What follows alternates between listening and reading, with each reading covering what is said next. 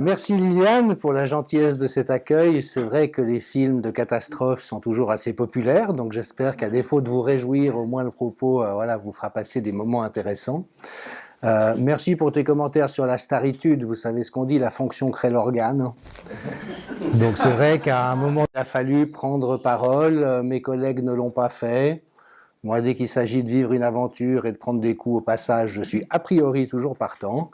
Donc j'y suis allé de bon cœur, j'ai rencontré d'autres personnes dans mon cas, et puis c'est vrai qu'on a eu une audience démesurée par rapport à l'importance de nos inscriptions préalables, mais précisément par défaut de paroles qui pouvaient donner les contours du réel dans une situation où la narration des autorités a été d'emblée complètement délirante. J'adresse aussi une amicale salutation à tous mes anciens collègues de Covidop. Je suis pas un très bon amiral, je n'ai pas l'esprit très militaire. Par contre, j'adore créer des nouvelles aventures et à tout seigneur, tout honneur, c'est Liliane qui avait eu l'idée de Covidop en premier et qui m'avait demandé de l'aider à créer un premier projet. Pour moi, c'est évident que ce que j'aime, c'est créer des choses, mais pas les gérer, donc mon inscription était limitée. Mais c'est vrai qu'avec Isabelle, avec Daniel, avec Anne, avec Christian, avec d'autres maintenant, il y a vraiment une très belle plateforme qui a vu le jour et dont la réputation à travers le monde francophone est vraiment excellente. Je le dis d'autant plus volontiers que j'y suis plus depuis un certain temps, mais à chaque fois que je croise mes collègues ici, là ou ailleurs, ils soulignent vraiment la qualité du travail qui a été fait et qui continue d'être fait au sein de cette plateforme. Donc vraiment de tout cœur, merci à vous. C'est tellement essentiel et on verra dans le cours de cette présentation comment et pourquoi. Alors j'ai les pleins pouvoirs pendant 60 minutes. C'est assez sympathique, j'espère que vous avez bien noté que vous n'êtes pas censé poser des questions et interrompre. C'est le choix du roi, mais un roi un peu dubitatif. Et c'est vrai qu'on a vécu beaucoup de bons moments ici. Liliane, tu as réussi à faire de ce lieu un havre dans les temps obscurs et d'innombrables personnes intéressantes et valeureuses sont passées par ici. On s'est rencontrés. Je pense évidemment à mon excellent compère Philippe Bobola, mais à bien d'autres, certains qui vont revenir prochainement, comme Pierre Barnerias. Et j'ai souvenir qu'en décembre 2020, à l'occasion d'une rencontre, je m'étais trouvé dans une humeur assez sombre. Et en fait, parce que c'était la première fois que je mesurais vraiment l'étendue de ce à quoi nous étions confrontés. Entre le mois de mars 2020 et le mois de novembre 2020, je me suis agité. J'ai essayé d'éviter qu'on impose des mesures inutiles, tout ça évidemment en pure perte, parce que c'était précisément l'agenda en cours, mais ça n'est qu'au mois de décembre 2020, je crois, qu'à un niveau plus profond, j'ai mesuré la réalité du déferlement totalitaire qui s'était mis en œuvre. Et ceux parmi vous qui m'ont déjà écouté me rendront justice que je suis resté très prudent par rapport à ces questions pendant longtemps, pour la bonne et simple raison que ça n'est pas mon domaine d'expertise premier. Moi, c'est l'anthropologie de la santé. Très vite, on a vu que les données ne concordaient pas et que la narration qui était énoncée était totalement déraisonnable par rapport à tout ce qu'on sait en santé publique et notamment de ce qui est prévu pour gérer une pandémie. On sait que la corruption est généralisée dans le domaine de la santé, c'est pas moi qui le dis, c'est l'ONU, la Commission européenne et les meilleures universités. Donc là, je suis dans mon domaine et je peux effectivement énoncer des paroles qui sont solides. Quand il s'agit de questions plus géopolitiques, de finances internationales, d'agenda politique, vous voyez ce que je veux dire, je suis un peu comme vous, j'essaye de me renseigner et de voir un petit peu le contour des choses. Heureusement, j'en suis venu à faire partie d'un petit groupe de personnes qui, à travers le monde, se coordonnent, se synchronisent et échangent des informations, ce qui veut dire que j'ai pu grandir assez rapidement dans ma compréhension. Et effectivement, à ce moment-là, j'ai mesuré la réalité de la situation dans laquelle nous sommes, qui n'a rien à voir évidemment avec la santé, qui n'a rien à voir non plus avec les opérations militaires en Ukraine, mais qui, pour le résumer d'un coup de cuillère à peau, mais j'entrerai dans le détail, donc on ne pourra pas m'accuser in fine d'avoir fait des raccourcis, où il y a un agenda de destruction de notre société et de notre civilisation, et un agenda délibéré. J'ai eu des doutes par rapport à ça pendant longtemps, mais aujourd'hui le doute n'est plus permis. J'en veux pour preuve deux très simples éléments. Le premier, c'est que effectivement, ce qui nous a alertés avec tous mes collègues en santé publique depuis le début, c'est que les mesures qu'on prenait, dont on savait qu'elles n'avaient pas d'utilité probante face à l'épidémie, avaient par contre des conséquences évidentes de destruction socio-économique et en particulier des couches les plus fragiles de la population. Alors, un excellent confrère, Jay Bhattacharya à Stanford, qui est un des meilleurs épidémiologistes au monde et qui n'arrête pas de le dire et de le montrer et de le répéter, avec Martin Kulldorff à Harvard, c'est-à-dire que c'est sûr qu'on a plongé dans la paupérisation, la misère et la précarité des centaines de millions de personnes à travers le monde en pure perte. Et que voit-on maintenant? C'est qu'à la faveur des opérations militaires russes en Ukraine, eh bien, nos gouvernements, et là encore, il ne s'agit pas de prendre parti, un anthropologue comme un journaliste devrait le faire d'ailleurs, ne prend pas parti, il essaye de décrypter les processus et les dynamiques collectives, mais on voit que les pays occidentaux n'ont rien fait pour éviter le conflit, ou plutôt ont tout fait pour qu'il se produise, en trahissant les engagements qu'ils avaient pris à l'époque de la chute du mur de Berlin, en trahissant les accords de Minsk qu'ils avaient pris, qui n'ont jamais été respectés, en finançant une classe corrompue en Ukraine, et notamment des milices néo-nazis, qui se sont attaquées aux populations civiles du Donbass pendant 10 ans, avec une recrudescence des attaques ukrainiennes au mois de février, face à un pouvoir russe, et on ne fera pas de moi un poutiniste comme on ne fera pas de moi un trumpiste, enfin qui avait toujours très clairement dit « il est hors de question que l'OTAN arrive à nos portes, et s'il y a une recrudescence des attaques, nous passerons à l'action ». Donc je veux dire, je ne sais pas comment est-ce qu'on peut, mieux que ça, provoquer quelque chose, après avec exactement les mêmes ressorts de propagande, mais ça j'y viendrai dans un moment, et puis une mise en échec de toutes les possibilités d'accord ou de négociation de paix, et comme conséquence que la première victime sera l'Europe. Et on nous l'annonce, les prix de l'énergie vont flamber, il y a déjà eu 13 000 dépôts de bilan en France au cours du premier semestre 2022, je vous laisse imaginer ce qu'il en sera dans les 6 mois qui viennent. C'est-à-dire qu'évidemment que des restaurateurs, des commerçants, des usines, des artisans, des dirigeants de PME qui vont voir leur facture d'électricité doubler ou tripler au minimum de mois en mois, vont devoir mettre la clé sous le paillasson. Et tout ceci, je veux bien, vous savez, j'avais mentionné à l'époque l'hypothèse de Michel Rocard qui disait qu'il préférait toujours l'hypothèse de la stupidité à celle du complot. Mais il y a un moment donné où c'est tellement évident que ceci ne peut déboucher que sur une destruction, qu'on est obligé au moins d'ouvrir son esprit au fait qu'une des hypothèses en présente est que ceci fasse partie d'un plan délibéré. Quand on voit par ailleurs les dires de certaines personnes, soit au pouvoir, soit d'influence, qui le disent tout à fait ouvertement, bon, il y a quand même un moment où la convergence des choses devient quelque peu problématique, et donc, en ce qui me concerne, l'hypothèse forte aujourd'hui, mais je vous rappelle qu'un anthropologue n'a pas de religion, il n'a pas de conviction définitive, si on devait venir me montrer que je me trompe, j'en serais le premier avis, comme je le dis souvent, mais c'est que nous sommes engagés dans une destruction pure et simple de nos sociétés, et que pour l'instant, la machine est totalement inarrêtable. Alors, comment faire cas de tout ceci ?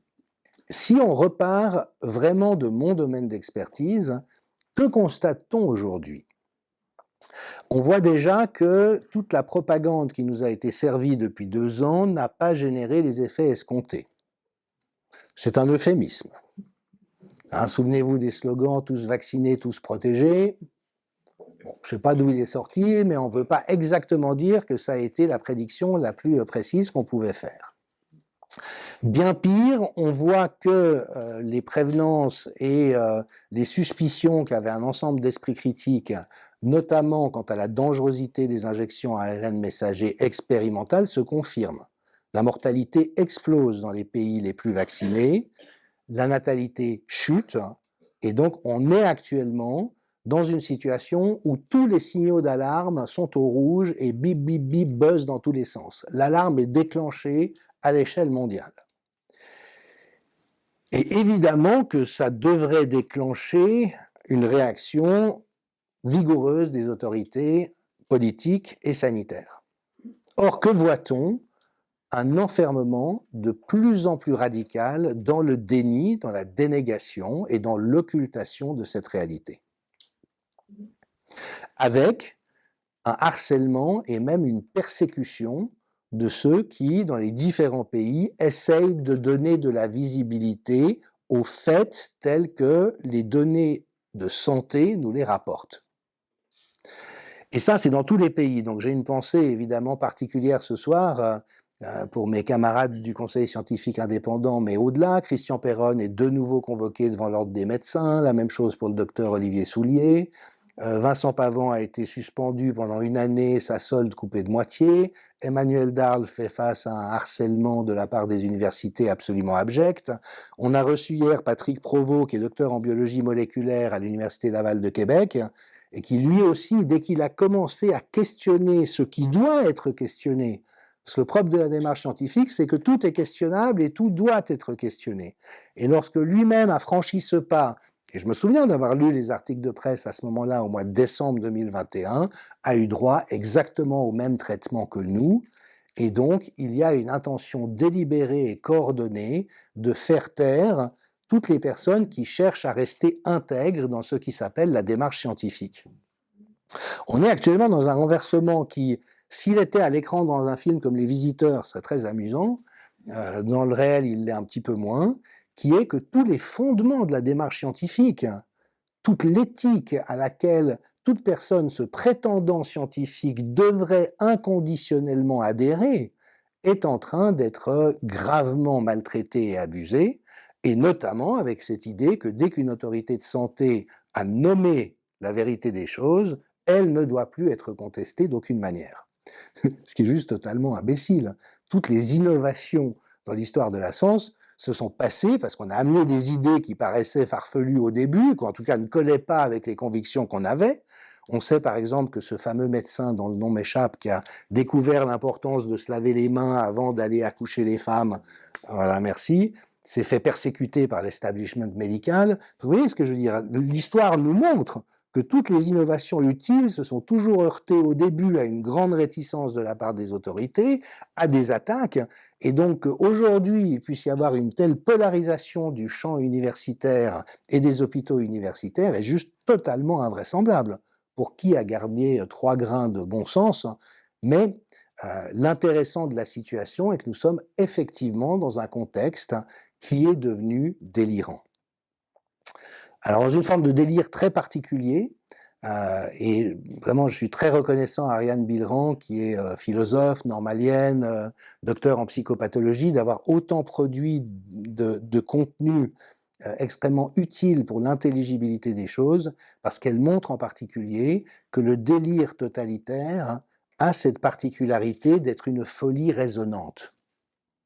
C'est-à-dire que son contenu est fou, mais a l'apparence de la logique, et ceux qui sont embarqués dans le délire totalitaire et donc qui y adhèrent ont l'impression d'être logiques, alors qu'ils ne le sont pas, alors qu'il n'y a plus aucune logique dans l'histoire.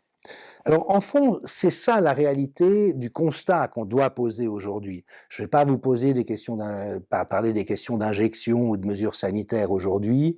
Je veux dire, c'est tellement avéré qu'il n'y a pas vraiment de discussion à avoir à ce sujet, sauf dans les questions si ça vous intéresse. Par contre, ce qui me semble devoir être adressé de manière prioritaire, c'est comment expliquer qu'il y ait une telle dureté de la doxa délirante à laquelle la plupart des gens ont adhéré, alors même que tout montre le contraire. Vous voyez ce que je veux dire? Les données montrant que ça ne protégeait ni d'attraper le Covid, ni d'être hospitalisé, ni de faire des formes graves, ni de décéder, on les avait dès le mois de mars 2022. On les avait, je dirais, elles étaient là. Quand Vincent Pavant est allé chez Pascal Praud l'autre jour sur CNews, il a répété plusieurs fois en 3 minutes qu'il avait été suspendu parce qu'il s'était opposé au fait qu'on impose le masque dans ses classes, et qu'il s'était opposé parce que le masque ne sert à rien. Et on a plus de 200 études qui montrent ça. On a une méta-analyse de la revue Cochrane, qui est le standard de fiabilité scientifique le plus élevé. On a des papiers qui n'arrêtent pas de sortir, qui montrent l'hypercapnie ou l'hypocapnie, je me souviens plus, corrigez-moi, des enfants dans les écoles, qui montrent qu'il y a une surinfection à cause du fait que dans le masque se développent facilement les bactéries et des champignons. Enfin, tout ça, on l'a. Et pourtant, Pascal Praud ne pouvait pas entendre et a terminé cette petite séquence en disant « Oui, alors on était là pour que vous expliquiez votre point de vue, mais vous amenez des informations qui contredisent tout ce que les médecins ont dit sur ce plateau. » Et vous voyez, aujourd'hui encore, au HUG, les médecins sont convaincus, heureusement qu'on a vacciné. Qu'est-ce qu'on n'aurait pas vécu si on n'avait pas vacciné? Donc après, la question, c'est comment est-ce que quelque chose d'aussi faux peut perdurer, peut se maintenir en dépit de toutes les évidences, pour reprendre une traduction assez inexacte de l'anglais, qui viennent de l'étude qu'on peut faire des phénomènes. Et c'est ça la vraie question. À quoi avons-nous affaire? Et pendant longtemps, c'est vrai que l'hypothèse de la dérive totalitaire était désagréable. On a tous grandi en démocratie, on a tous vécu cette réalité qu'on pouvait être en désaccord à peu près autour de tout, mais qu'il y avait de la place pour tout le monde dans notre société. J'ai souvenir, j'ai grandi dans le canton de Vaud, quand j'étais à l'équivalent du cycle, il y avait beaucoup de professeurs, de maîtres d'école qui étaient popistes, parti ouvrier et populaire. Dans le canton de Vaud radical-libéral des années 80, ils n'étaient pas bien vus, c'était les rouges. Mais personne n'aurait imaginé une seconde les priver de parole ou les révoquer parce qu'ils n'étaient pas dans la tendance qui était celle de la majorité. Et donc, il faut bien mesurer qu'en l'espace de quelques années, nous avons perdu, c'est pour ça que je parle de destruction ou de naufrage de l'Occident, tout un ensemble de socles, de repères et de points d'appui qui garantissaient la nature démocratique et d'état de droit de la société dans laquelle nous vivons. Je vous donne quelques exemples. Je regardais récemment des extraits de passages d'Éric Laurent chez Thierry Ardisson. Thierry Ardisson, c'est pas un journaliste, mais c'est un très bon intervieweur. Éric Laurent, c'est un journaliste qui a travaillé notamment pour le Figaro Magazine et qui a fait énormément d'enquêtes, notamment sur les collusions entre le clan Bush et l'Arabie Saoudite.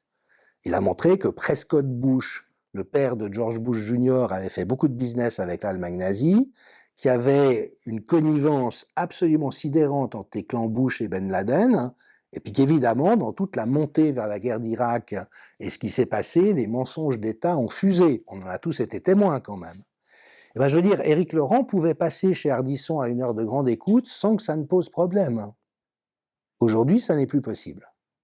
Aucun journaliste ne pourrait se permettre le luxe de questionner un certain nombre de choses, sauf à courir le risque de finir comme Assange, ou avec ce qu'on appelle un assassinat de réputation, character assassination, c'est-à-dire les campagnes de propagande qui s'adressent aux uns et aux autres.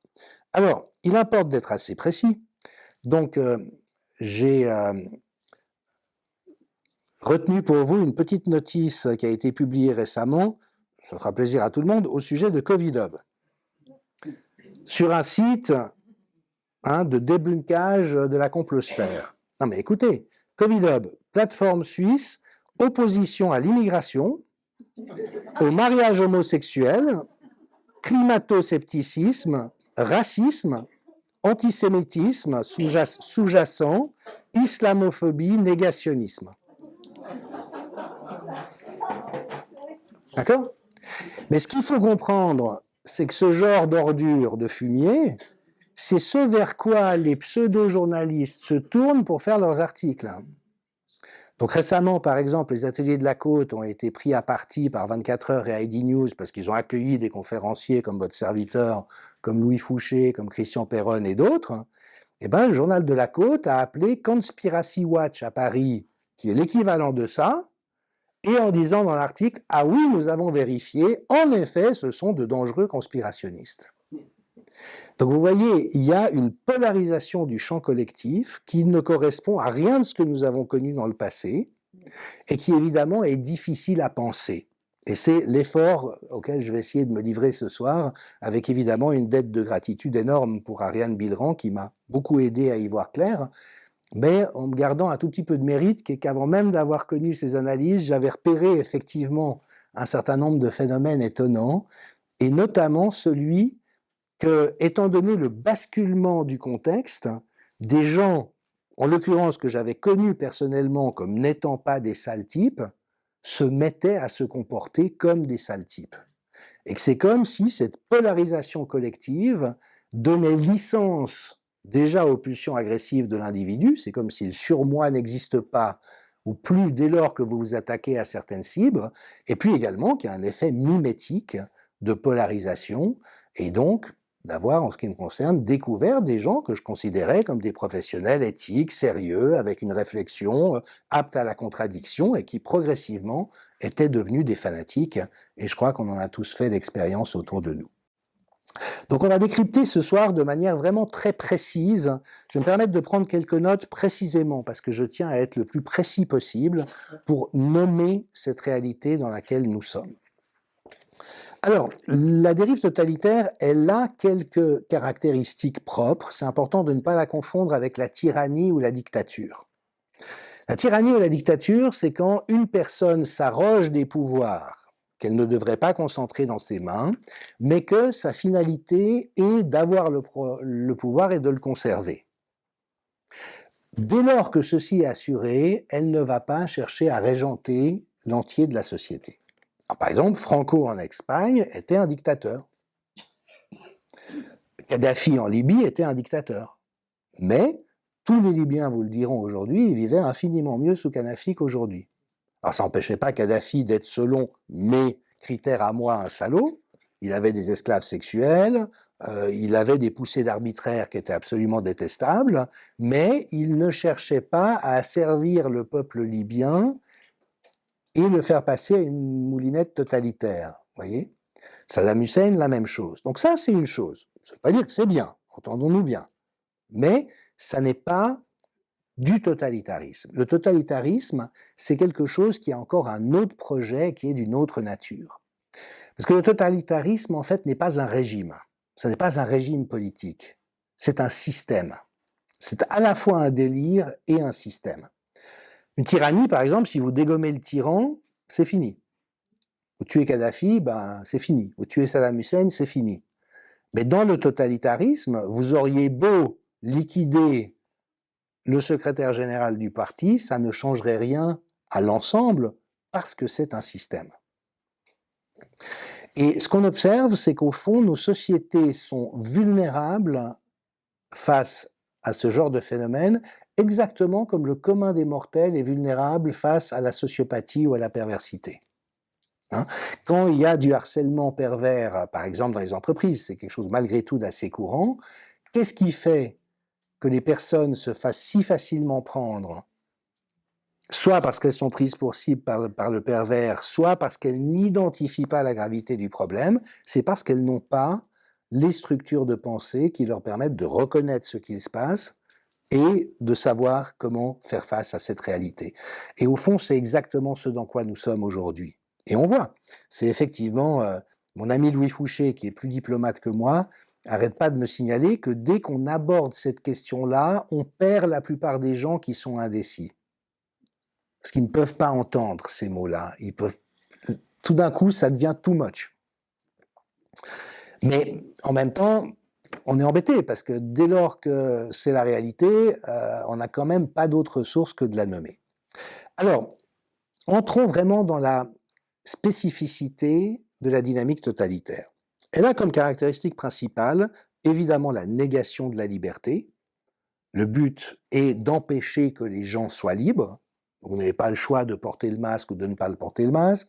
Vous n'avez pas le choix d'ouvrir votre restaurant ou de fermer votre restaurant. Vous devez être soumis à ce que l'État a décidé, même si c'est arbitraire.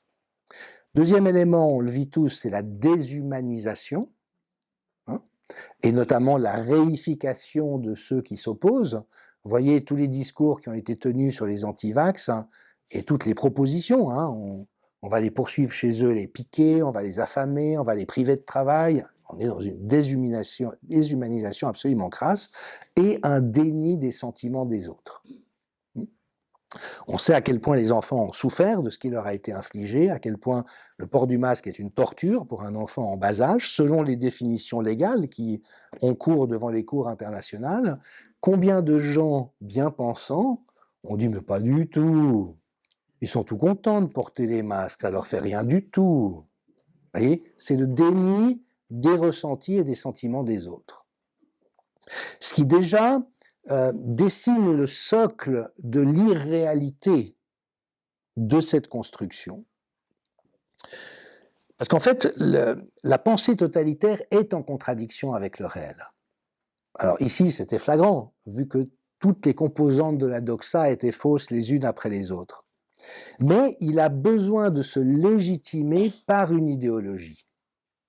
Et une idéologie, c'est donc une construction narrative, dirait Yuval Harari, qui vient se superposer à la réalité et nommer la réalité des choses, fût-ce au détriment de ce qu'on peut observer. Et donc, le succès du totalitarisme dépend de l'adhésion de la masse. Vous savez notamment que tout le délire soviétique s'était construit sur l'avènement du paradis des travailleurs. Ma foi, si le prolétariat russe n'avait pas cru à l'avènement du paradis des travailleurs, vous voyez ce que je veux dire, vous restez quelques allumés dans votre coin qui tirent des plans sur la comète. Donc pour que le totalitarisme puisse s'actualiser, il a besoin de l'adhésion de la masse, et donc il a besoin d'une propagande de masse. C'est pour ça que, en l'occurrence, elle a été orchestrée comme elle l'a été par les masses médias. C'est-à-dire qu'il y a eu une pensée unique, il y a eu un discours unique, et puis il y a eu cette prise en otage de l'éthique et de la liberté intellectuelle de chacun par des journalistes qui vous ont dit d'emblée ce qu'il fallait penser de qui. J'y ai eu droit, puisque le malheureux journaliste pseudo-scientifique d'ID News a écrit un article « Que faut-il penser de M. Michel ?»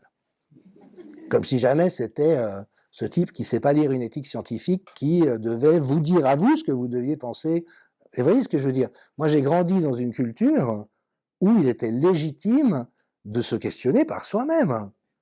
Et le but d'un journaliste, c'était de dire ben voilà ce que disent les uns, voilà ce que disent les autres, voilà les faits qu'on observe, puis après, à vous de vous faire votre opinion. Et ça, c'est fini, parce qu'on est passé d'un système d'information à un système de propagande. Et donc, le totalitarisme, n'étant pas la tyrannie, a comme projet de développer une domination totale sur les individus dans tous les domaines de leur existence. Et c'est ça la différence avec la tyrannie. Vous voyez, sous Kadhafi, c'était manque d'une tribu, d'un clan dans telle ville. Tant que vous ne fomentiez pas quelque chose pour limiter le pouvoir de Kadhafi, vous étiez tranquille. Mais le totalitarisme, lui, veut prendre possession de toutes les dimensions de votre vie la plus intime à la vie la plus publique. Alors j'aime bien citer cet exemple parce qu'il est un petit peu graveleux, mais dans les conneries qu'on a vues circuler récemment, le ministère de la Santé du Québec expliquait comment qu'on avait peur d'avoir la variole du singe et qu'on était en couple, eh bien on pouvait se mettre chacun d'un côté du lit avec un masque et se masturber, et que ça c'était une bonne pratique pour faire face à la menace du monkeypox. Alors vous voyez, effectivement c'est amusant, mais ça montre l'obsession du contrôle dans lequel a basculé le collectif. Et avec effectivement, ça fait longtemps que je travaille en santé publique, et toute l'éthique en santé publique dit depuis toujours, les deux plus gros risques, c'est le paternalisme, et puis c'est le fait de vouloir imposer à des classes les valeurs de la classe dominante. Donc il faut faire très attention à l'hygiénisme. D'accord ? Personne ne détient la vérité, et c'est surtout pas une autorité administrative ou politique à dire aux autres ce qu'ils doivent manger, comment ils doivent faire l'amour, comment ils doivent bouger, etc. De nouveau, c'est bien si l'information circule, parce qu'il y a des informations qui sont utiles, mais il n'y a pas de normes qui doivent être édictées et imposées par l'État. Or, actuellement, on est exactement dans le contraire, mais précisément parce que c'est l'agenda en question. Et voyez comment, dès que vous vous éloignez un tant soit peu, les forces d'agression se déclenchent. On a eu le cas tout récemment avec Ségolène Royal en France, qui s'est permis de dire que le parti pris unilatéral en faveur de l'Ukraine, qui est juste totalement décorrélé du réel, posait problème. Et ben, elle s'est fait tirer dessus à boulet rouge. Parce qu'aujourd'hui, on n'a plus le droit de dire ça, et donc on n'a plus le droit de plus en plus de choses. Alors, évidemment que le délire totalitaire y transgresse la loi, J'ai entendu que Maître Schroeter était avec nous et j'ai une immense admiration pour lui. Donc, merci de votre présence et je me régale à chacun des courriers qu'il a envoyés avec tellement de pertinence et de verbe. Et Maître Schroeter a listé l'ensemble des transgressions auxquelles se livraient nos autorités par rapport au droit constitutionnel, au droit pénal et au droit civil. C'est juste énorme. N'importe quel individu qui fait ça se retrouve au trou pour des dizaines d'années. Hein? Donc, il y a une transgression systématique de la loi, mais après, il y a aussi l'instrumentalisation de la loi. C'est-à-dire qu'on va faire croire que des mesures arbitraires, attentatoires aux libertés sont justifiées parce qu'un règlement ou un malheureux parlement désinformé a voté quelque chose qui, dans l'ordre juridique, est totalement inférieur par rapport au droit constitutionnel et pénal, mais on va invoquer ça pour faire croire que c'est légitime. Et donc, on a une distorsion totale, vous voyez, des systèmes sociaux et de leur axiologie, en quelque sorte. Et donc, ça instrumentalise les lois contre la protection des personnes et en faveur de l'abus des personnes. Le port du masque en est un exemple absolument magnifique.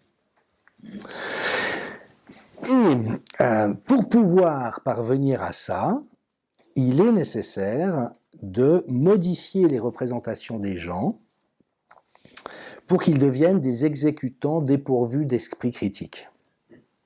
D'accord ? Ça, c'est le processus auquel on arrive. À, évidemment, la banalité du mal.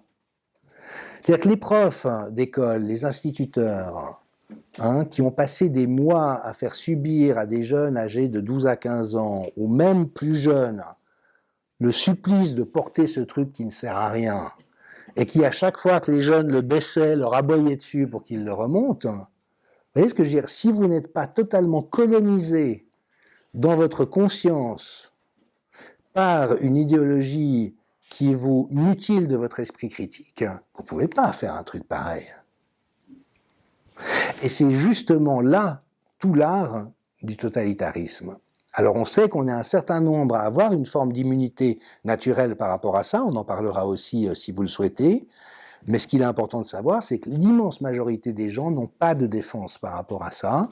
Donc on pourrait presque dire sur un plan éthique ou philosophique qu'il n'y a pas forcément de responsabilité, parce qu'ils sont captés, parce qu'ils ressemblent dans sa mécanique à un processus sectaire.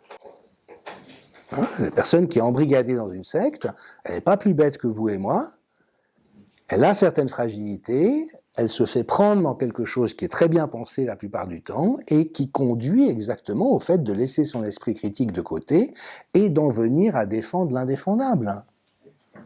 Aller expliquer à un Raélien que les attouchements de Raël sur des enfants, c'est quand même un petit peu problématique sur les bords, ça ne va pas percuter.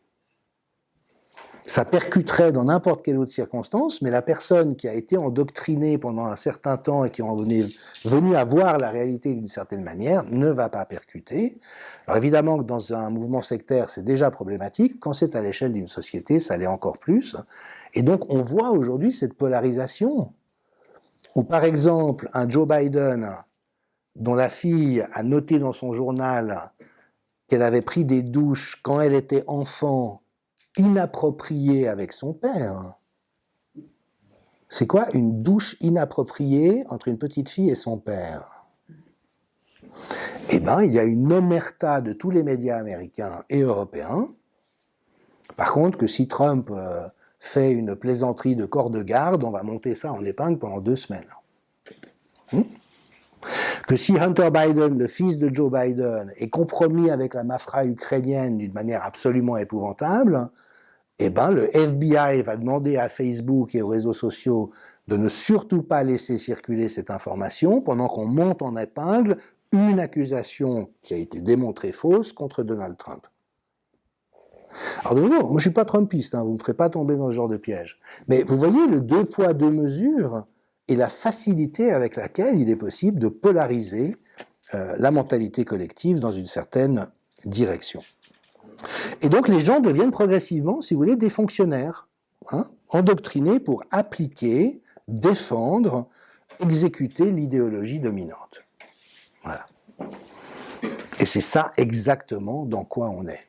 Et c'est pour ça que le paysage est tellement différent aujourd'hui que celui que nous connaissions avant.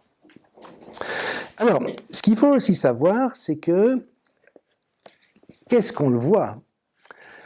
Le totalitarisme fabrique le réel. Donc, s'il y a des menaces réelles, tant mieux, il les utilise, mais s'il n'y en a pas, il va les fabriquer. Hein, souvenez-vous de Colin Powell avec son talc à la tribune des Nations Unies. Hein.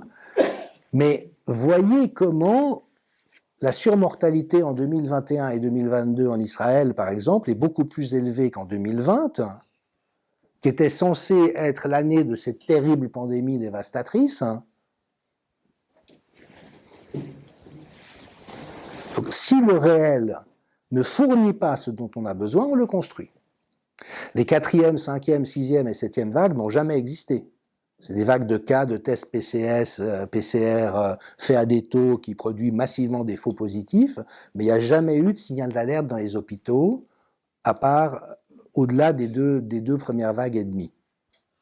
On a quand même parlé de ces vagues. Donc vous voyez, le totalitarisme sécrète ces faits, et de cette manière qui est tellement étonnante si on a gardé un petit peu de bon sens, c'est que les faits avérés qui viennent contredire la narration officielle sont simplement mis de côté, comme si on ne l'avait pas entendu. Je ne sais pas à combien de ces courriers Maître Schroeter a reçu des réponses du Conseil fédéral, mais moi je l'ai vu avec quelques conseillers d'État à Genève avec qui je suis resté en contact un certain temps. De nouveau, c'est pas des sales types, mais c'est juste qu'à un moment donné, ils ne peuvent plus entendre, ils ferment les écoutilles. C'est trop compliqué. Et puis à l'inverse, on invente des choses qui n'existent pas et qu'on affirme avec une absence de vergogne absolument extraordinaire. J'écoutais encore la professeure Alexandra Calmi, la malheureuse des HUG, qui n'a cessé de faire un lobbying d'enfer en faveur du remdesivir et qui a dit mais connerie sur connerie, excusez mon français. Elle était interviewée par le très cireur de pompe, journaliste de la RTS sur le vaccin contre la variole du singe. Et elle disait à quel point c'était urgentissime, qu'on ait plein de vaccins pour vacciner tout le monde. Et la pauvre femme me faisait penser à un zombie. Je ne sais pas comment dire, elle n'était plus là. Alors il y avait un discours qui circulait à travers elle, mais on voyait que la personne, la part de conscience éclairée de la personne avait déserté en quelque sorte. Et donc elle continue à dire ses inepties les unes après les autres. Et de nouveau, ils en viennent à nier la réalité d'une manière qui est juste stupéfiante, si on a gardé un peu d'esprit critique, mais qui est devenu leur horizon intérieur. Alors évidemment, pour nous, c'est assez terrifiant, parce que, mais quand vous adressez à quelqu'un qui est dans une secte et que vous essayez de le convaincre du fait que c'est pas forcément un bon plan, vous voyez ce que je veux dire, a priori, c'est peine perdue. Donc nous, on est vraiment dans cette réalité d'être dans un dialogue de sourds, et alors même qu'on amène toutes les données les plus solides, vous avez vu l'épisode des panneaux d'affichage à Toulouse, c'est extraordinaire. On prend les données de pharmacovigilance officielles, on applique le coefficient de sous-déclaration qui est attesté dans la littérature scientifique de manière en béton. On arrive à ce résultat qui correspond à ce que les médecins observent sur le terrain, et on se fait allumer en flèche comme si jamais on était en train d'essayer de mettre la population en danger avec des narrations fausses. Vous voyez le degré de gravité, mais aussi de délire de ce genre de formalisation. Et donc, ce qui est mis en scène dans l'idéologie doit être réalisé, et on fabrique, dit Ariane Bilan, le réel à partir du discours prophétique par la terreur.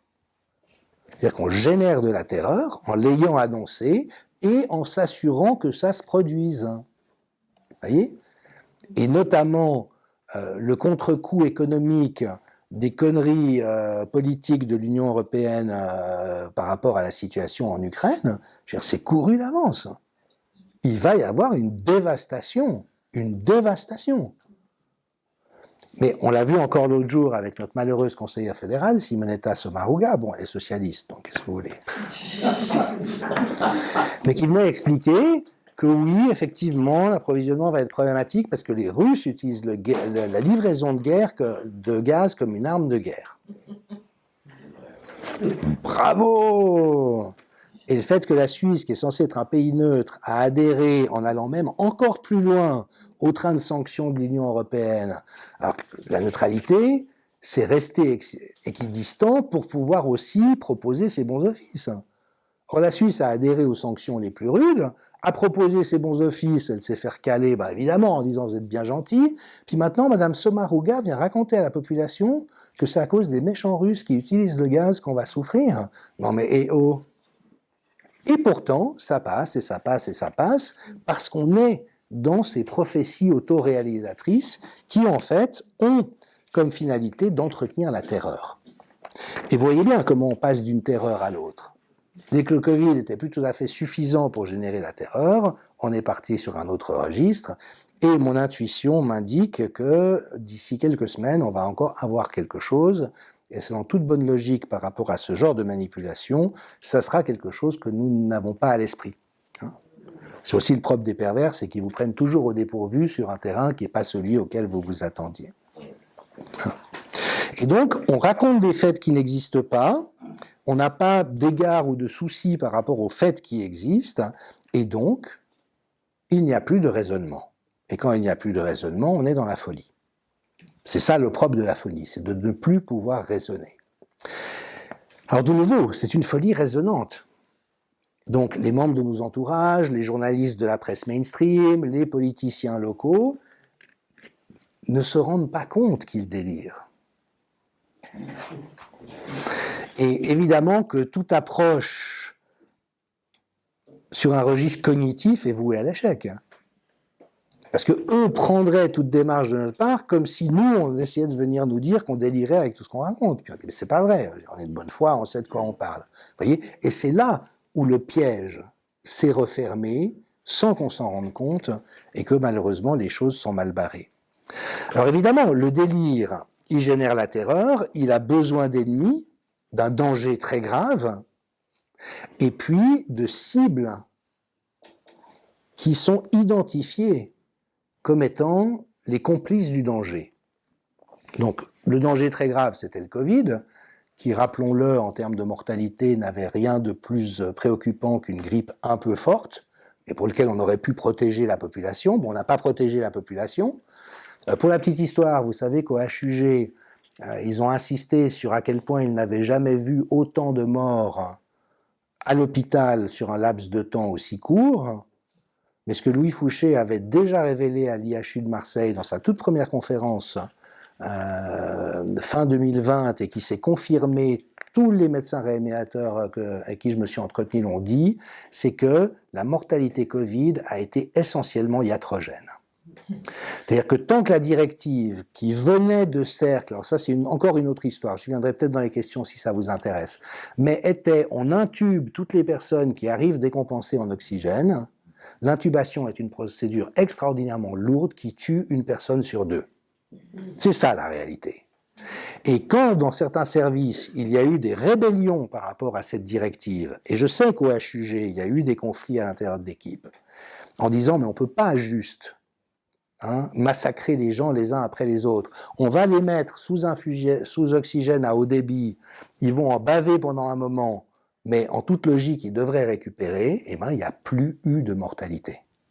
Et donc, vous avez des services hospitaliers qui ont reçu des mêmes patients dans le même genre d'état, où il n'y a pas eu de mortalité hospitalière. Alors ça, c'est quelque chose qui, pour l'instant, n'a jamais été soulevé dans la presse, il n'y a pas eu d'enquête à ce sujet, mais, à mon avis, il y a quelque chose à aller voir quand il s'agira de faire un petit peu la mise à plat de ces trucs.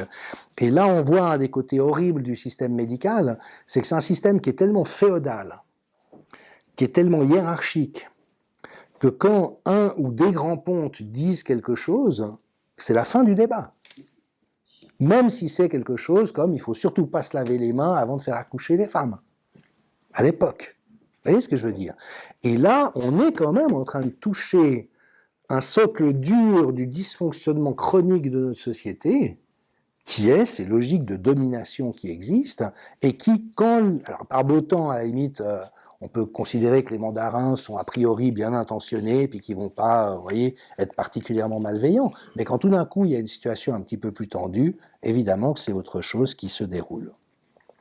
Et donc, il faut désigner des ennemis et les persécuter, parce que c'est un délire paranoïaque, et vous savez que les paranoïaques se sentent persécutés, et donc dans une logique projective, ils doivent absolument persécuter les mauvais éléments. Et d'ailleurs, tous ceux qui ont eu le bon sens de dire cette injection génique est expérimentale, on n'a pas de recul, on ne sait pas ce que ça peut générer, j'attends de voir avant d'éventuellement me faire injecter. Vous vous souvenez de comment ils ont été désignés à la vindicte populaire? Même anti-vax, c'est scandaleux, anti-masque, c'est scandaleux, je veux dire. Ça veut dire quoi?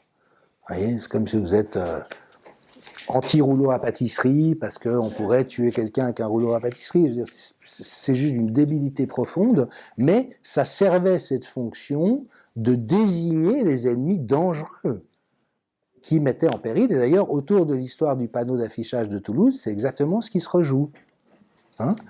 Vous savez que c'est une secrétaire d'État du gouvernement français qui a exigé du préfet qu'il fasse interdire l'affiche. Le préfet était un peu emmerdé, parce qu'en démocratie, il n'y a aucune raison au monde de faire interdire une affiche. Vous voyez, vous ne pouvez pas, vous n'avez pas les moyens légaux de le faire, mais ils ont invoqué un trouble à l'ordre public sur la base que ça allait dissuader des gens de se faire vacciner, que les gens ayant été dissuadés de se faire vacciner, ça allait engorger les hôpitaux, et qu'une fois que les hôpitaux seraient engorgés, ce serait un trouble à l'ordre public. Mais nous sommes de nouveau sur la sellette comme étant des gens qui mettent en danger la vie des autres, là où franchement on a plutôt l'impression d'essayer de la protéger. Il y a donc un mot d'ordre de persécution qui justifie de partir en guerre. On entretient ce climat guerrier en permanence. Et d'ailleurs, vous avez peut-être vu, la tribune de Genève est emblématique dans l'inconduite journalistique depuis le début de cette affaire. Et dès le début des opérations russes en Ukraine, ils ont tout de suite titré « Les anti-vax sont aussi les pro-Poutine ». François a depuis montré que les vaccinolâtres sont surtout les ukrainolâtres. C'est-à-dire que c'est la même propagande, avec la même absence de nuance, avec le même interdit de poser des questions. Hein. Et de nouveau, vous ne ferez pas de moi un pro-Poutine. Mais dans une situation comme ça, il y a un ensemble de choses complexes qu'on doit pouvoir nommer de manière complexe, on doit pouvoir écouter des experts compétents comme Jacques Beau ou Guy Mettan, ou ces reporters qui ont été sur place et qui ont vu leur compte en banque supprimé en Occident, parce qu'ils se sont intéressés à ça. Alors, j'imagine qu'entre nous, on mesure la gravité de la chose, mais quand on parle avec la plupart des gens, pour eux, pas. C'est évident. On ne va quand même pas donner la parole à ces gens-là. Ça, bien sûr, ça entraîne la division à l'intérieur du corps social, et puis ça dessine cette figure qui est totalement vitale pour le totalitarisme, qui est celle de l'ennemi masqué de l'intérieur. Hein? Parce qu'il y a l'ennemi extérieur, le virus, mais il y a l'ennemi intérieur. Tous ceux qui font le jeu du virus. Un professeur de médecine, au début, m'a dit « Vous êtes vous-même un virus ». Je crois qu'on a 12% de notre ADN d'origine virale, donc il y a une lointaine trace. Et donc, ça scinde la société en deux clans. Le clan de ceux qui adhèrent et qui suivent, et le clan des pestiférés, qui doivent être exclus d'un certain nombre de droits, considérés comme une sous-humanité, et qui subit une tentation génocidaire. Alors, c'est des mots qui, là encore, évidemment, sont compliqués. La RTS, dans ses turpitudes innombrables, m'a fait à deux fois le même coup. Une fois, c'était un discours que j'ai fait à Lausanne publiquement, et une fois à Genève. À Lausanne, j'ai dit aux gens qui étaient là, « Ok, on va faire le test ensemble. Il y a des grilles de lecture des processus génocidaires en 10 étapes. » Et je les ai énoncées les unes après les autres à la foule en disant, celle-là, est-ce qu'on y est déjà ou est-ce qu'on est en train d'y arriver? On était à 7 sur 10 à peu près à l'époque. Et la foule, oui, non. Ben, vous voyez, c'est grave. On est déjà engagé dans quelque chose de cette nature. Et la TSR, ils ont fait quoi? Ils ont coupé le truc de la fin. J'ai dit, on est déjà engagé dans quelque chose de cette nature, comme si je délirais complètement. Et puis, ben, ils m'ont refait le coup à Genève, où là, je lisais toutes les transgressions des lois par nos autorités, telles que Maître Schroeter l'avait établi. Et puis, j'ai lu tout ça, droit constitutionnel, droit pénal, et j'ai conclu, nos autorités sont devenues criminelles. Devinez le passage qu'ils ont gardé. Oui. Donc, tout d'un coup, vous avez un type qui a l'air d'être très fâché, parce qu'évidemment, quand on parle devant beaucoup de personnes, on est un petit peu fougueux, et qui a l'air d'éructer une énormité, Et tout ceci présenté dans le cadre d'une émission qui reprend toujours le même pitch, c'est le discours de la haine.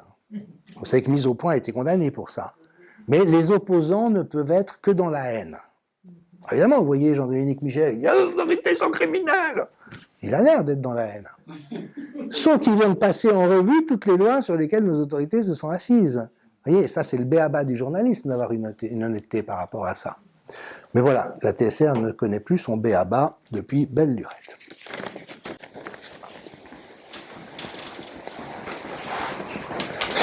Alors, pour entretenir cette dynamique entre une masse crédule qui permet le déferlement totalitaire et des opposants identifiés, attaqués, harcelés, persécutés, eh bien, il est nécessaire aussi de détruire les liens de solidarité et d'appartenance dans la masse.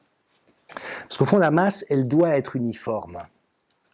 Quand vous êtes un voisin, un membre du club de foot, le membre d'une famille, membre d'un parti politique, vous avez un ensemble de singularités dans votre appartenance qui fait qu'il y a des ancrages différents, mais qui vont générer du contraste dans votre sensibilité et votre intelligence.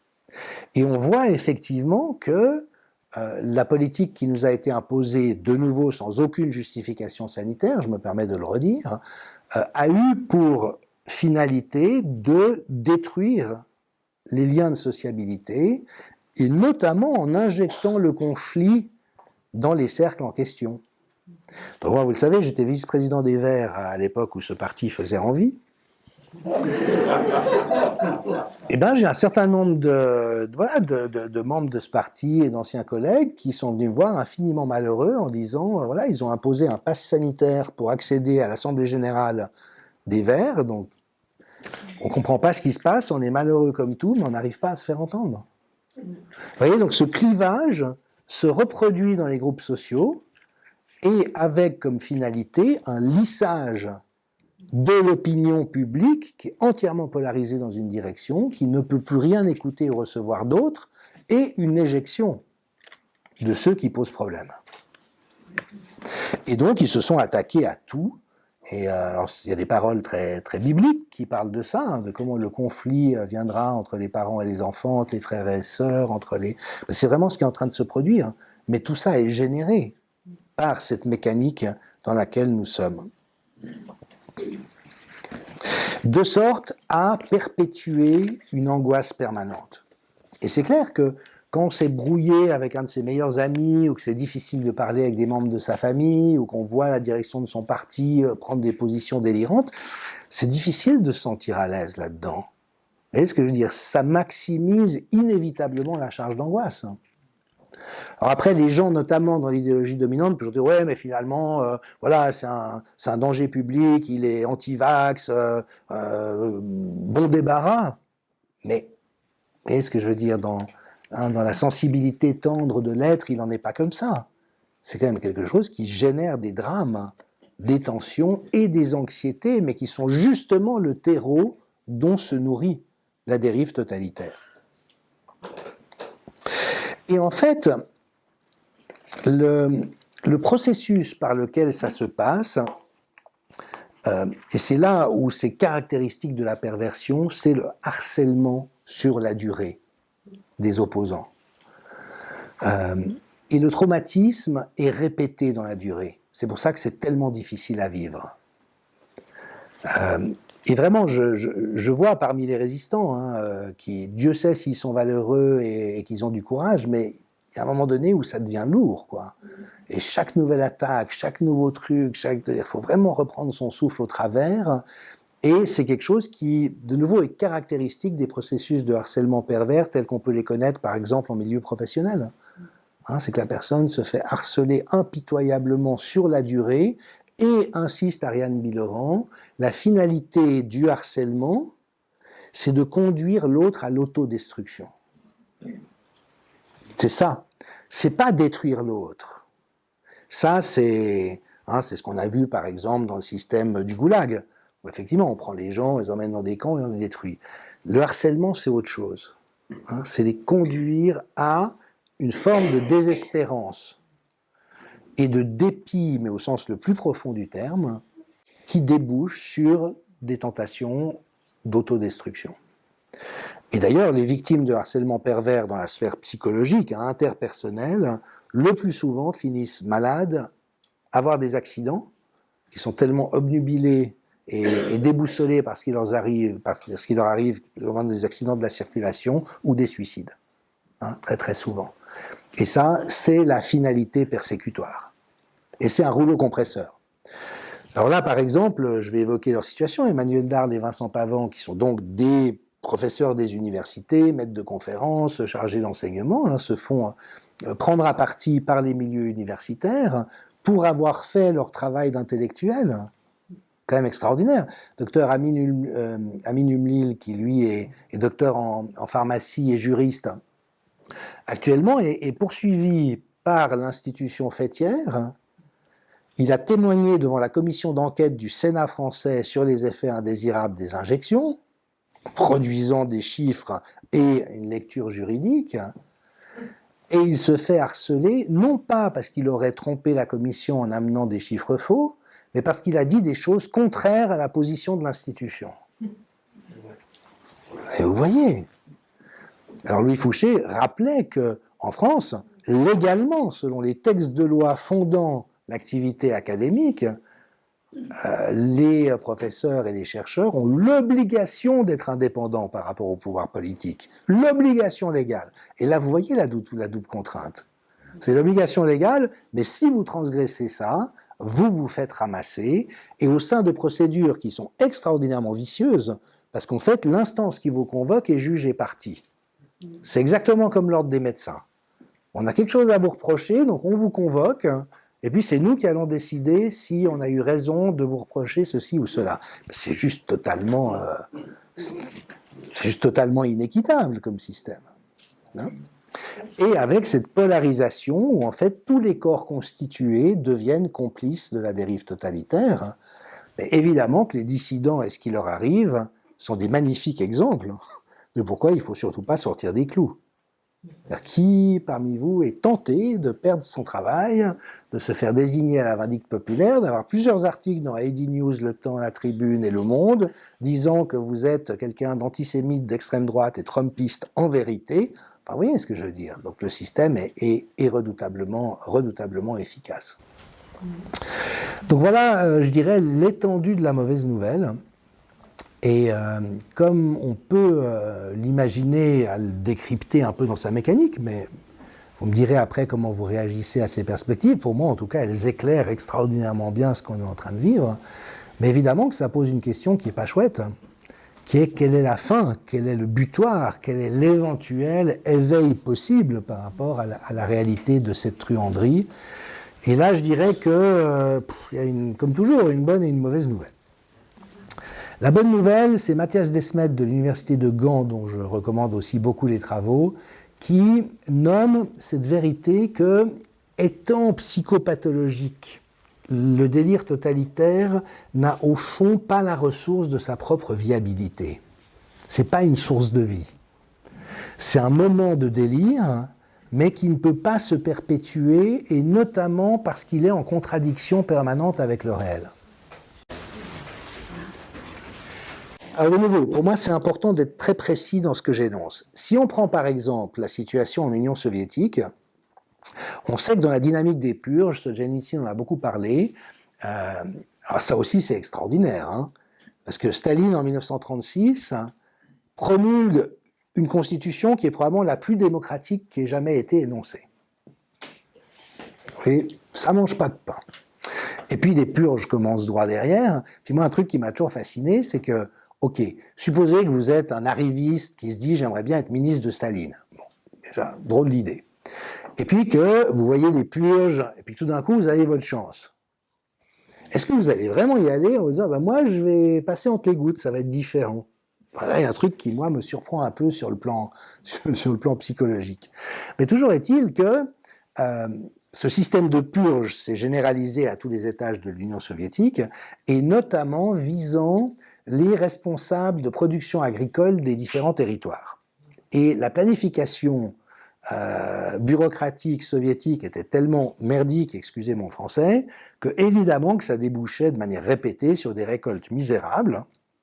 Et comme il était absolument interdit d'imaginer que ça pouvait être dû à la médiocrité de la planification agricole de Staline, la seule explication possible, c'est qu'il y avait des saboteurs à la solde de l'Occident qui avaient mis en échec l'exploitation agricole, et les saboteurs étaient évidemment les chefs des exploitations agricoles qui partaient en camp pour 8 ou 10 ans. Donc, vous voyez, c'est un système qui est complètement verrouillé du dedans. Et donc, tant qu'il a libre cours, j'ai envie de dire, ça peut aller très loin, sauf que c'est quand même pour la conséquence de ce genre de choses que l'Union soviétique a fini par tomber. L'État est arrivé en quasi-faillite, mais ça a pris beaucoup de temps. Donc ça, c'est la mauvaise nouvelle. Bonne nouvelle, c'est que ça va forcément prendre fin tôt ou tard. Moins bonne nouvelle, c'est que ça risque de prendre du temps. Et puis, je n'insisterai jamais assez là-dessus. J'en étais convaincu depuis le début, mais j'étais un petit peu frileux malgré tout. Je le suis moins aujourd'hui. Ça dépend essentiellement de notre combativité. Parce que la vérité, c'est que évidemment qu'aucun d'entre nous n'a envie d'être pris en partie et de se faire démolir.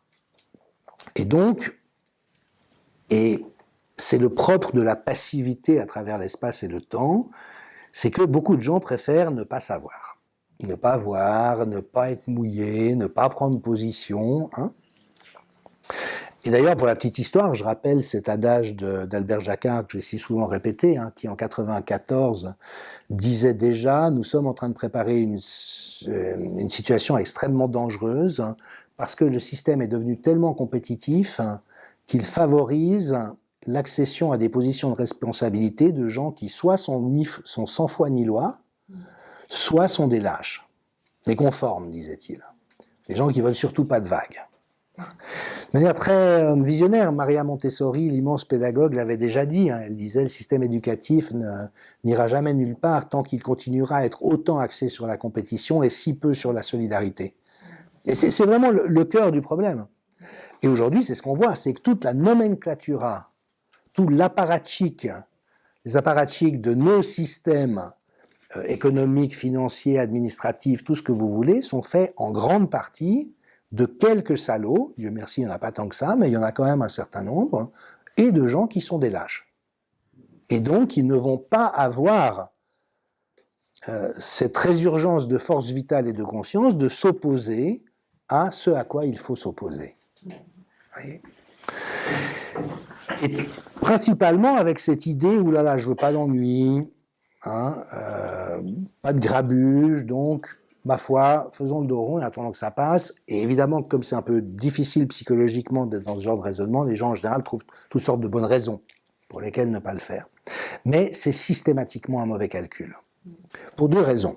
La première, c'est que, évidemment que le totalitarisme s'attaque en priorité aux figures de dissidents et d'opposants, et cherche à les détruire, ou à les mettre en exil, ou à les éliminer. Mais, une fois que ça s'est écrémé, le système se retourne toujours contre ses propres troupes. Parce qu'il est dans un besoin de destruction, il est dans une logique d'autodestruction. Et c'est vraiment ce qu'on a vu à la fois sous Hitler, sous Staline, name it. Je veux dire, c'est que, une fois que les opposants avaient été éliminés, ce sont les complices et les soutiens de la dérive qui, à leur tour, ont été éliminés, évidemment en tombant des nues. J'ai été si docile, j'ai tellement servi le petit père des peuples, et maintenant je pars pour la Sibérie, monde cruel. Oui, mais c'est aussi, vous voyez ce que je veux dire? Et ce que montre Ariane Bilan, mais Alexandre Solzhenitsyn le décrit très bien dans l'archipel du Goulag, c'est que ceux qui s'opposent haut et fort, de manière très paradoxale, sont beaucoup plus respectés par ceux qui s'attaquent à eux. Et Solzhenitsyn décrit des épisodes dans lesquels ils étaient même relâchés.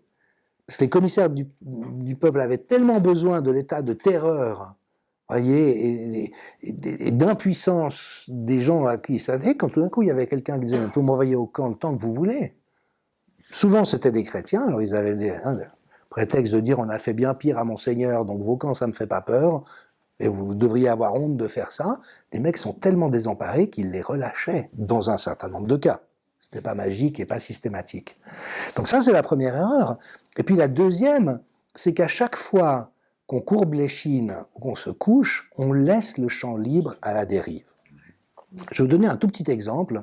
Je donne la semaine prochaine un concert, conférence. Hein, tout ça est un peu lourd quand même, donc il faut mettre un peu de poésie et de musique, hein, mais où je vais aborder ces thèmes-là, et c'est une conférence qui était prévue aux Ateliers de la Côte. Centre culturel dans le canton de Vaud voisin, et il vous souviendra que les Ateliers de la Côte ont subi une campagne de presse hargneuse et franchement dégueulasse de la part de 24 heures, de Heidi News et du Journal de la Côte, sous l'entête qu'on peut deviner, un haut lieu du complotisme est en train de se développer sur nos terres. Bon. Et Heidi News a été encore plus loin, je ne sais pas, il reste de vagues souvenirs d'une éthique journalistique dans ces cas-là, c'est qu'ils ont appelé les sponsors des Ateliers de la Côte en disant « Mais qu'est-ce que ça vous fait de subventionner des conférences complotistes ?»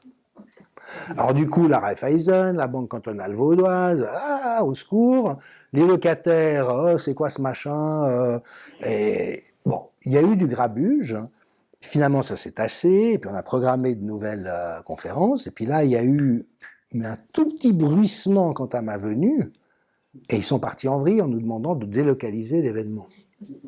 Alors, je l'ai dit, et c'est très important pour moi de le dire, j'ai aucun jugement face à ces personnes.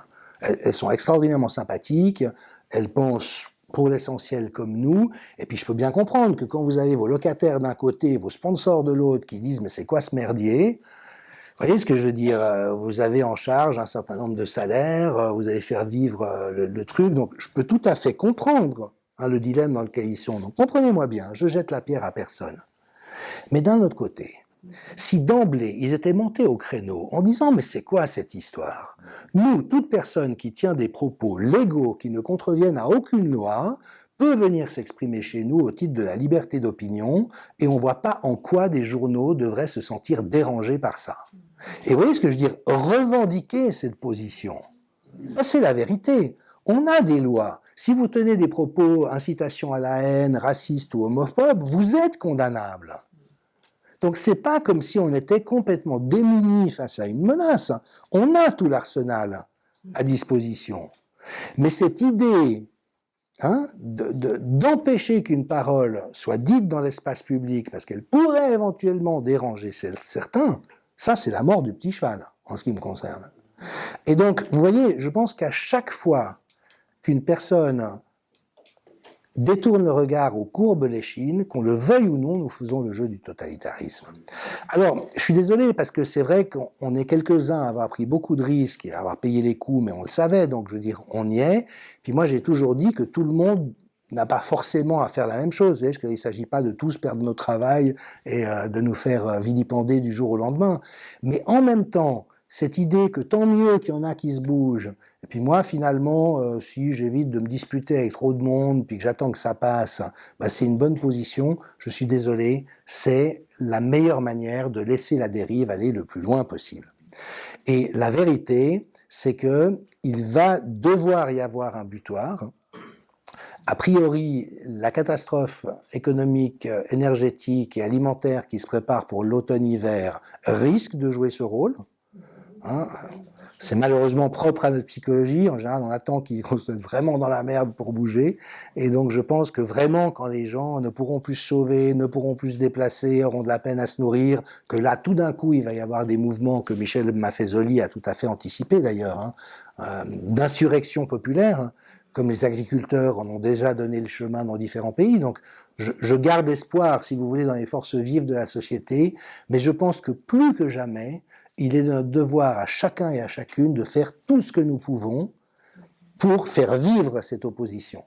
Je vous ai dit à quel point j'admirais le travail de Maître Schroeter, mais il faudrait 200 Maître Schroeter en Suisse.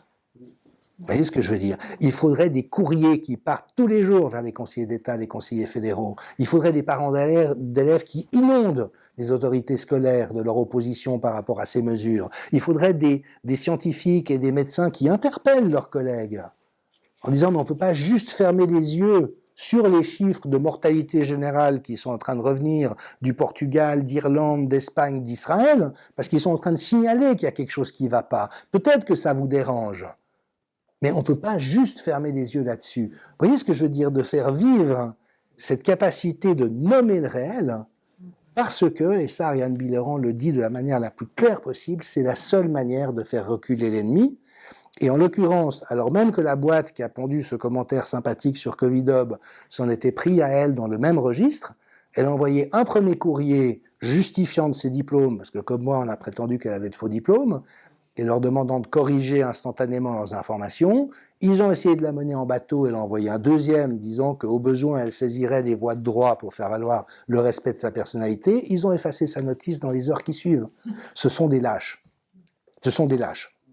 Et donc, c'est là où c'est essentiel de monter en puissance dans notre légitimité de citoyens qui ne veulent pas voir la société dans laquelle ils ont grandi dériver dans cette direction. Et voilà, alors pour la petite histoire, et je terminerai avec ça, je peux vous l'annoncer, vu que c'est dans une semaine, on va avoir un congrès international à Lisbonne le week-end prochain où je suis invité à intervenir et où les meilleurs spécialistes de la fraude et de la corruption dans leurs différents domaines, moi c'est dans le domaine de la santé, mais on va aborder sur le plan juridique et judiciaire, sur le plan médiatique, sur le plan scientifique, sur le plan politique, pour vraiment exposer en pleine lumière ces réalités-là. Rainer Füllmich nous rejoindra en toute probabilité le dimanche. Et vraiment, il ne faut pas lâcher l'affaire, déjà parce que les faits ne cessent de confirmer tout ce qu'on a dit depuis le début, et qu'il y a quand même un moment où on peut sortir du bois, et puis aussi parce que la population, elle est sur le ballon. Vous voyez, un sondage récent de Ouest France, est-ce que vous êtes prêt à recevoir une nouvelle dose de vaccin? 80% des gens disent non. Donc les gens, ils sont pas bêtes, mais c'est là où la dérive totalitaire a besoin d'entretenir la terreur en permanence, parce que dès que les gens retrouvent un peu de bon sens et d'esprit critique, c'est extrêmement périlleux, et c'est là où on risque de nous balancer une nouvelle grenade dans les semaines qui viennent. Enfin voilà, c'était un peu un point de situation que j'avais envie de partager avec vous. J'espère qu'il aura apporté quelques éléments de réponse ou généré quelques questionnements. Et puis comme on arrive largement au bout de l'heure qui m'était allouée, mes pleins pouvoirs cessent, je cesse d'être un dictateur, je reviens en démocratie, ce qui était prévu à Rome, hein. On confiait le pouvoir à un dictateur tant que le péril était là. Propre de la dérive totalitaire, c'est qu'elle entretient la législation d'exception, elle veut pérenniser dans la durée un droit d'exception qui évidemment est parfaitement toxique pour la démocratie. Merci.